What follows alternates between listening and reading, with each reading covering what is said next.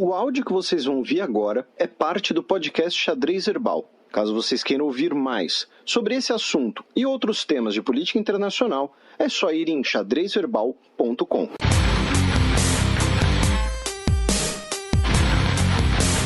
Giro de notícias.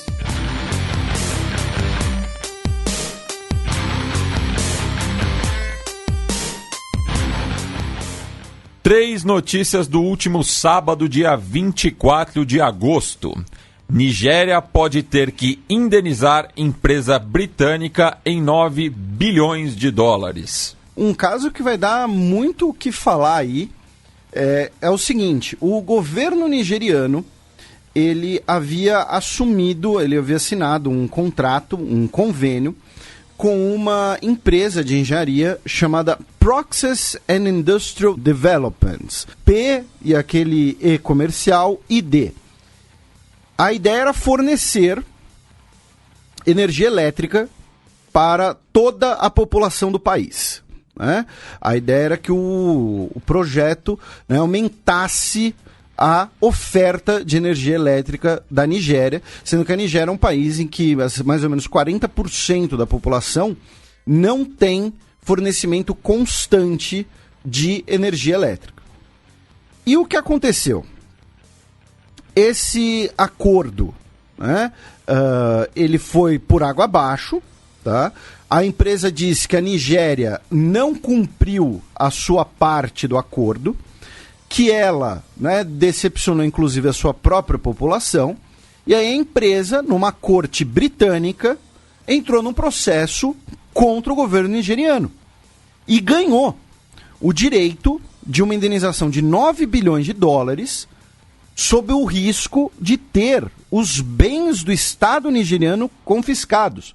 A Nigéria, que hoje tem oficialmente reservas em moeda estrangeira de 45 bilhões de dólares, ou seja, basicamente um quinto das reservas estrangeiras da Nigéria poderiam ser confiscadas ou congeladas para pagar essa indenização.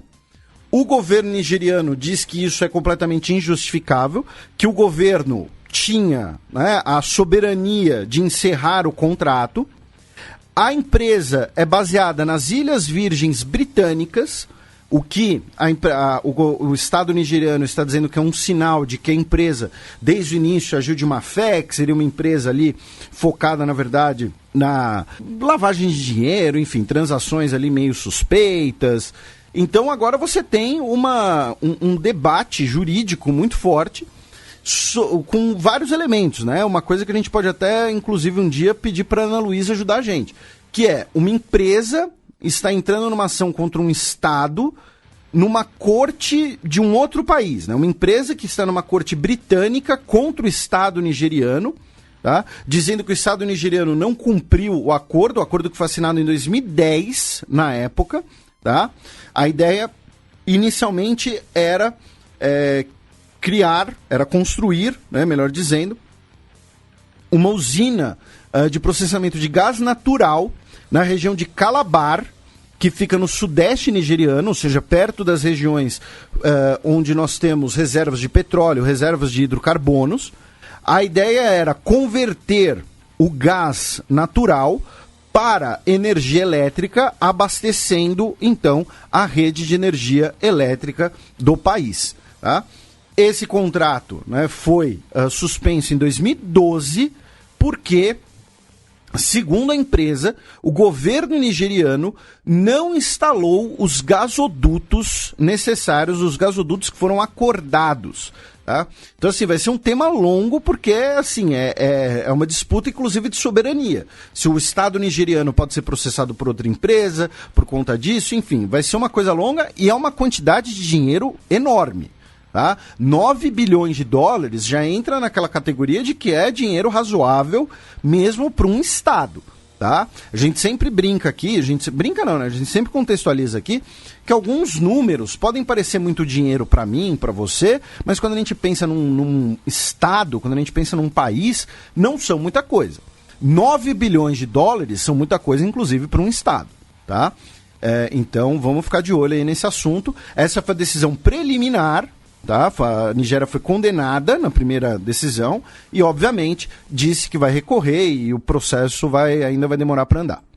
Após 15 dias, China liberta funcionário do consulado britânico de Hong Kong. Uma semana tranquila, né, para o Ministério das Relações Exteriores do Reino Unido.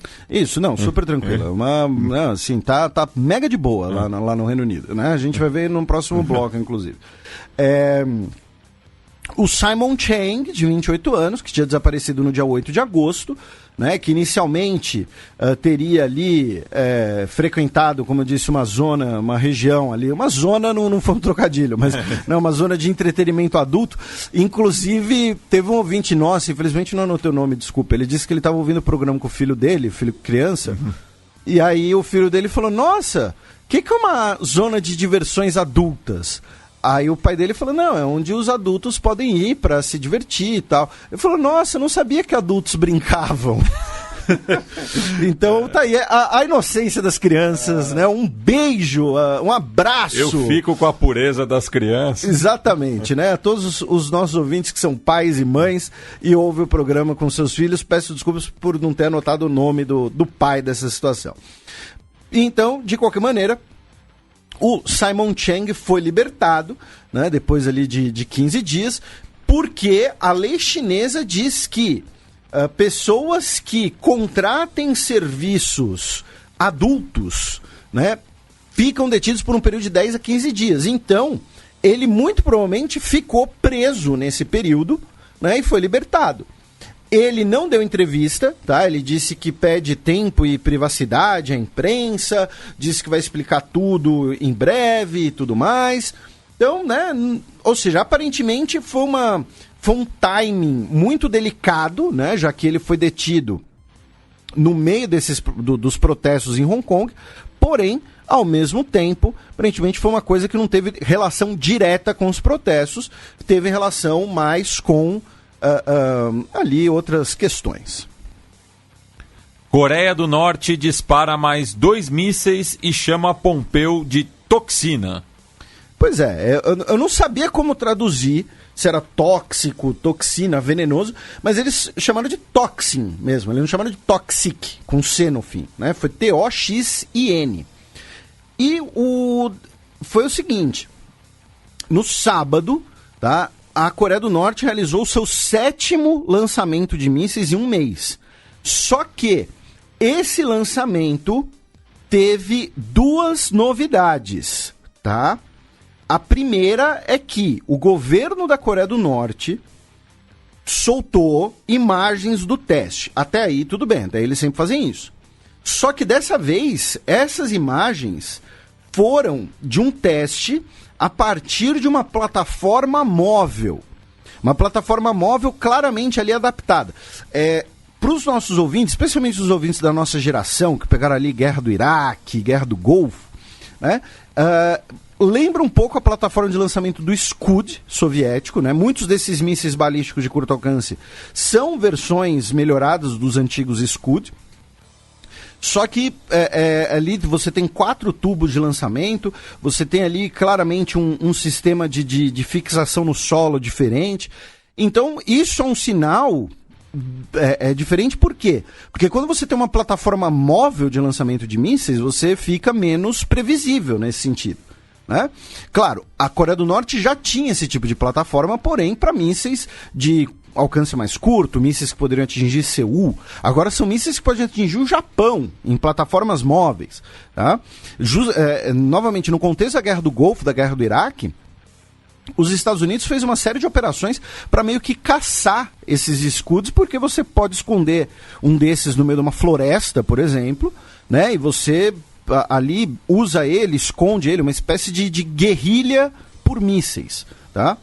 A segunda coisa interessante em relação a esse lançamento foi que o ministro de Defesa do Japão, o Takeshi Iwaya, disse na terça-feira que esses novos mísseis norte-coreanos possuem uma trajetória irregular. Aí você pode até ouvir isso e falar, pô, então quer dizer que é um míssil ruim, quer dizer que é um míssil meio bêbado. Não, isso quer dizer que ele pode furar defesas antimísseis. Isso foi uma declaração do Ministério de Defesa do Japão, tá? Então, foi um lançamento que, nesse caso aqui, deu alguns sinais ali de preocupação. Foram 2 novidades tecnológicas, tá? Aí, se vocês repararam também na data, foi durante o G7, quando Trump estava com o Shinzo Abe. A gente vai falar mais sobre isso no próximo bloco, porém, o Donald Trump deu uma relativizada durante o G7 nos lançamentos. Disse que ficou descontente, né, que não gostou, né, porém ali que em breve isso tudo vai acabar, né, que tudo isso vai ser resolvido, né, então assim, ele deu ali uma apaziguada nesse sentido. O Shinzo Abe, por outro lado, né, disse que o lançamento é uma violação flagrante das resoluções do Conselho de Segurança da ONU e é necessário ter uma atitude mais drástica, mais firme em relação à Coreia do Norte. Tá? Então, essa semana foi um capítulo interessante nessa trajetória sobre a Coreia do Norte, sobre a desnuclearização, tá? Que a gente um dia aqui vai retomar, certamente. A gente já fez vários programas sobre isso. Então, são essas notícias sobre a Península Coreana. E por fim, notícia do último domingo, dia 25. Chanceler do Irã faz visita surpresa durante os G7. O nome do filme é O Convidado Trapalhão? Não consigo pensar em nada. Mas o que aconteceu? O Macron, tá, o governo francês, meteu um louco. Vou usar um termo aqui super acadêmico.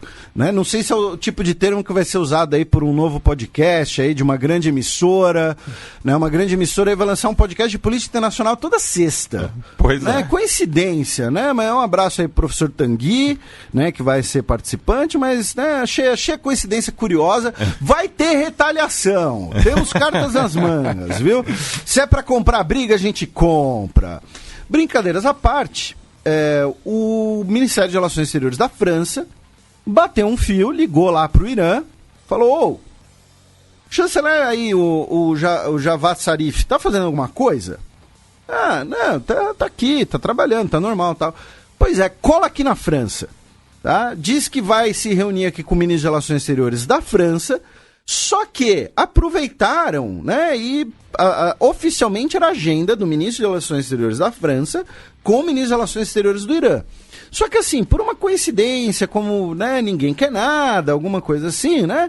Eles deram uma passadinha, né, na cidade Biarritz, no sul da França, onde estava rolando a cúpula do G7. Que coincidência, pois né? É. Vocês por aqui, nossa. Foi aquele blefe do tipo, olha, o cara tá aí. Vocês querem conversar com ele? Porque assim, o Macron pegou e falou, olha, se ninguém quiser conversar com ele, a culpa é deles. Se quiserem, eu que fico com o mérito de ter trazido o cara pra cá.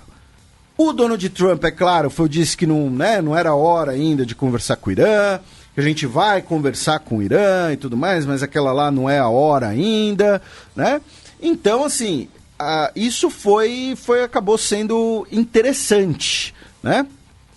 E aí, no domingo, o Macron disse que tinha, né, o G7 tinha uma posição em relação ao Irã. O Donald Trump foi lá e falou, não, a gente não tem uma posição, todo mundo concordou que o Irã não pode ter armas nucleares e que a gente tem que conversar com o Irã. A gente só não disse que isso é agora, tá? A gente só não falou que essa conversa vai ser agora, né? O Macron tá aí metendo louco para ver se consegue, né, alguma coisa. Aí o Donald Trump disse na segunda-feira, dia 26, né, que existe a possibilidade de um encontro entre ele e o Hassan Rouhani nas próximas semanas, tá, para discutir a questão nuclear do Irã. Lembrando que, em algumas semanas, nós teremos a Assembleia Geral da ONU, em Nova York. É muito possível que o Rouhani vá falar pelo Irã, né, ou vai ele, ou vai o ministro das Relações Exteriores, e, estando em Nova York, eventualmente se encontre com o Donald Trump. O Donald Trump, então, disse, olha, é possível que nas próximas semanas a gente converse, acho que há uma grande chance de nos encontrarmos.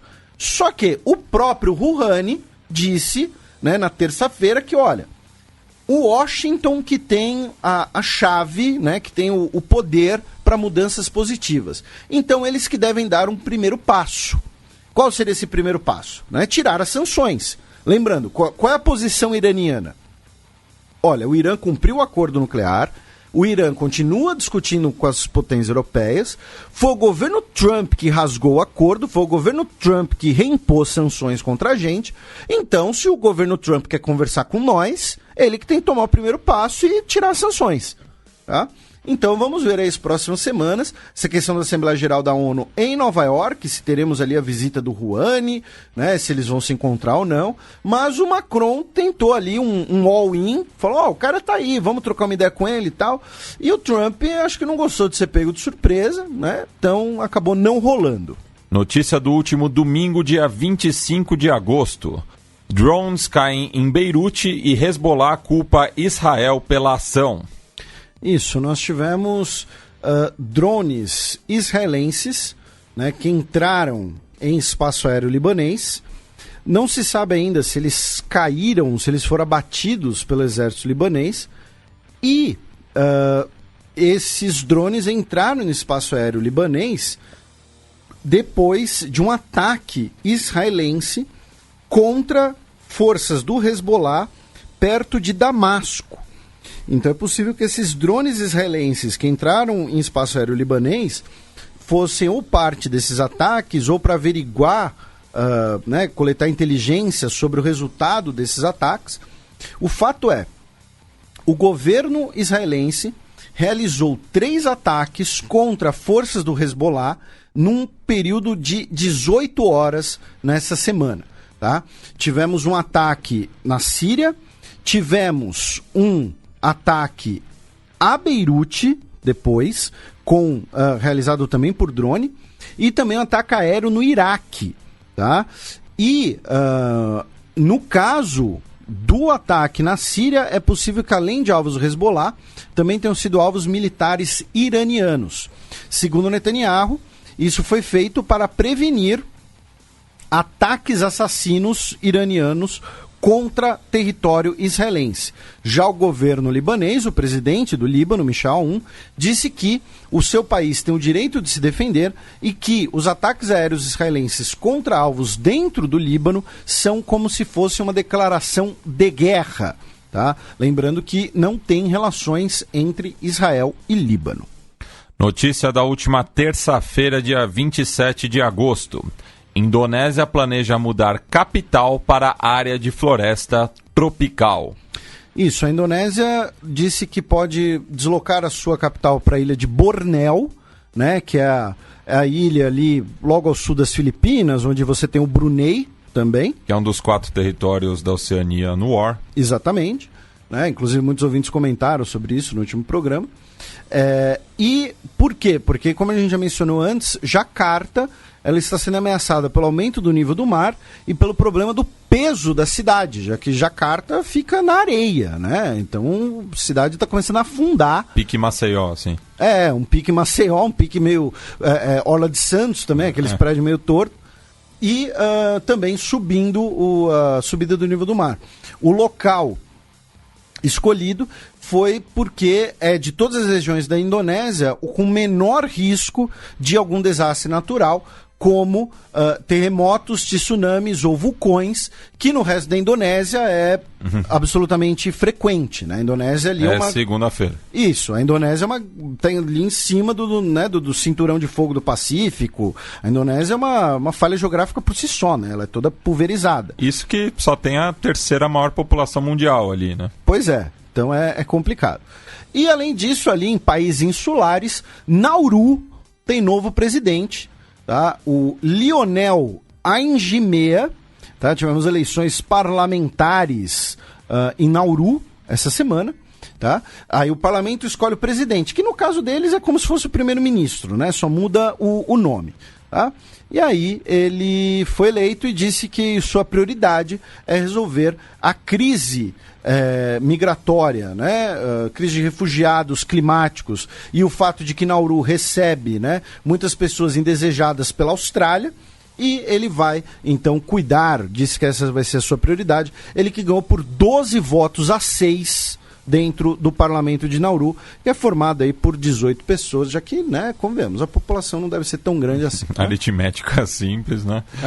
Notícia de ontem, quinta-feira, dia 29 de agosto. Tropas iemenitas são atingidas por ataques aéreos em luta por Aden. Detalhe, a população de Nauru é de cerca de 14 mil pessoas. Então você ter 18 deputados dá um índice de representatividade muito maior do que o Brasil, por exemplo. Muito maior. Né? Então tá aí. Nauru, um exemplo de democracia, brincadeiras à parte. E voltando aqui ao Iêmen, né, falando mais sério, lembrando, no Iêmen agora nós temos duas guerras civis acontecendo ao mesmo tempo. Nós temos o governo contra os xiitas, o Houthis, e agora o governo contra os separatistas ao sul, por conta do antigo Iêmen do Sul. E esse segundo conflito ele é mais forte. Por quê? Porque o governo é apoiado pela Arábia Saudita e esses separatistas são apoiados pelos Emirados Árabes Unidos. Então começa ali uma tensão, uma rachadura, digamos assim, nessa aliança dos países árabes do Golfo contra o Irã, né, coordenada pela Arábia Saudita. Por isso que a notícia é interessante, porque quando você fala que tropas iemenitas foram atingidas por ataques aéreos, não existe mais força aérea do Iêmen, basicamente. Se você tem ataques aéreos no Iêmen, alguém realizou esse ataque aéreo. Então, se tropas do Iêmen foram atingidas por um ataque aéreo, muito provavelmente foram aviões dos Emirados Árabes Unidos tacando bomba na cabeça deles. Então, assim, só tem dois atores com forças aéreas no Iêmen: Emirados Árabes Unidos e Arábia Saudita. Se atacaram as forças do governo iemenita, não foi a Arábia Saudita. Então, isso aí essa rachadura está bastante complicada. As relações no Iêmen são ali outro emaranhado ali de relações que a gente vai ter que pegar um bloco em um dia qualquer para explicar melhor. A Península Arábica toda rachada, né? Pois é. Abaixa o volume porque lá vem Breaking News. Ativistas e deputados são presos em Hong Kong na véspera do protesto proibido. Isso, nós teríamos um mega protesto nesse final de semana e a justiça proibiu a manifestação que seria amanhã e nós tivemos a detenção de vários ativistas que estavam convocando os protestos e ao menos 3 deputados locais. O que, né, pode complicar, porque assim, o governo chinês determinando a prisão, né, de deputados locais, né? Deputados, querendo ou não, eles são pessoas eleitas e tudo mais, deveriam ter alguma imunidade, enfim. Eles já foram presos antes, inclusive. Eles foram, dois dos que foram presos, são daqueles que se recusaram a fazer aquele juramento de lealdade a Pequim, quando eles foram eleitos, né? Eles só juraram lealdade a Hong Kong, né? E aí, para contornar essa proibição do protesto, os manifestantes estão pensando em alternativas, né? E aí, como a gente sempre fala, a gente tem um podcast só sobre isso, né? Ligação ali entre esporte e política. Eles querem realizar uma partida de futebol beneficente. E aí, é claro, você vai juntar um monte de gente no mesmo lugar para supostamente ver uma partida de futebol, mas que, a gente não está protestando, a gente está aqui vendo o pessoal bater uma bola. Se a gente está gritando algumas coisas, se a gente está mandando alguém tomar em algum lugar, é do jogo, entendeu? A gente está aqui pelo futebol. Então tá aí, mas é uma notícia interessante a gente ficar de olho pelo fato de 3 deputados terem sido presos. Não sei como é a questão de imunidade parlamentar, não sei quem tem autoridade, tá? Já deixo isso muito claro, tá? Estou aqui dando a notícia de forma superficial, confesso, até porque é uma notícia de hoje, e vamos ver aí como é que vai ser a repercussão disso.